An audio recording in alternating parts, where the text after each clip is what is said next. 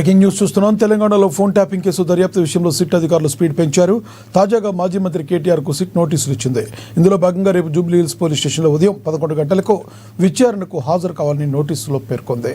ఇదే విషయానికి సంబంధించి మరింత సమాచారాన్ని మా ప్రతినిధి హరీష్ అందిస్తారు ఫోన్ ద్వారా. హరీష్, చెప్పండి, సిట్ దూకుడు పెంచింది అనుకోవచ్చా? కేటీఆర్ ఏ టైంకి హాజరయ్యే అవకాశం ఉంది రేపు?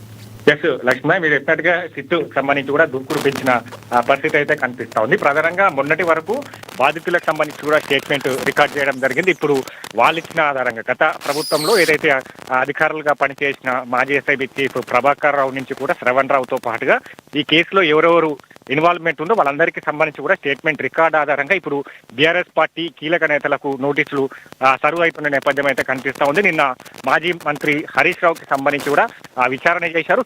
సుదీర్ఘంగా 7 గంటల పాటు విచారణ చేసిన పరిస్థితి కావచ్చు. ఇక ఆయన సంబంధించి కూడా తన ఫోన్ కు కూడా ట్యాపింగ్ గురైనట్టుగా కూడా సిట్ అధికారులు ఆధారాలతో సహా హరీష్ రావు ముందు ఉంచిన పరిస్థితి. దానికి ఆయన షాక్ అయిన పరిస్థితి కావచ్చు. ఎందుకంటే హరీష్ రావు కదలికల పైన కూడా బీఆర్ఎస్ అధిష్టానం ఫోకస్ చేసినట్టుగా కూడా ఈ సిట్ అధికారులు హరీష్ రావు ముందు ఉంచిన ఆధారాలతో సహా ఆయనకు కూడా తెలిసిన పరిస్థితి అయితే ఉంది.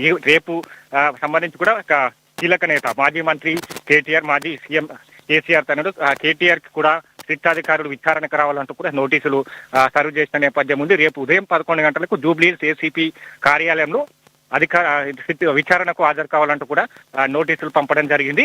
ఇప్పటికే హరీష్ రావు ఇచ్చిన స్టేట్మెంట్ కావచ్చు, బాధితులు ఇచ్చిన స్టేట్మెంట్ ఆధారంగా మాజీ అధికారులు గత ప్రభుత్వంలో పనిచేసిన అధికారులు ఎవరైతే ఈ ఫోన్ ట్యాపింగ్ చేశారో వాళ్ళకి సంబంధించిన ఇంటెలిజెన్స్ చీఫ్ ఇచ్చిన స్టేట్మెంట్ ఆధారంగా కూడా రేపు కేటీఆర్ ని విచారించబోతా ఉన్నారు.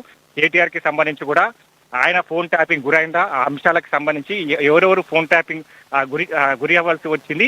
కేటీఆర్ ఇప్పటికీ హరీష్ రావు అనుచరులకు సంబంధించి కూడా 6 మందికి పైన కూడా ఫోకస్ చేశారు. వాళ్ళకి సంబంధించి కూడా నోటీసులు ఇచ్చేందుకు సిట్ అధికారులు సన్నిద్ధమయ్యారు. రేపు కేటీఆర్ కి సంబంధించి ఏ విధంగా ఉండబోతుంది, కేటీఆర్ ఫోన్ ట్యాపింగ్ కి గురైందా, దాంట్లో ఎవరెవరు ఇన్వాల్వ్మెంట్ ఉంది, నేరుగా కేటీఆర్ కి సంబంధించి కూడా ఈ ఫోన్ ట్యాపింగ్ లో ఇన్వాల్వ్మెంట్ ఎంతవరకు ఉంది, ఎందుకంటే ఎప్పుడు లొట్టపీస్ కేసు అంటూ కూడా కొట్టిపారేస్తా ఉన్నారు కేటీఆర్ కి సంబంధించి.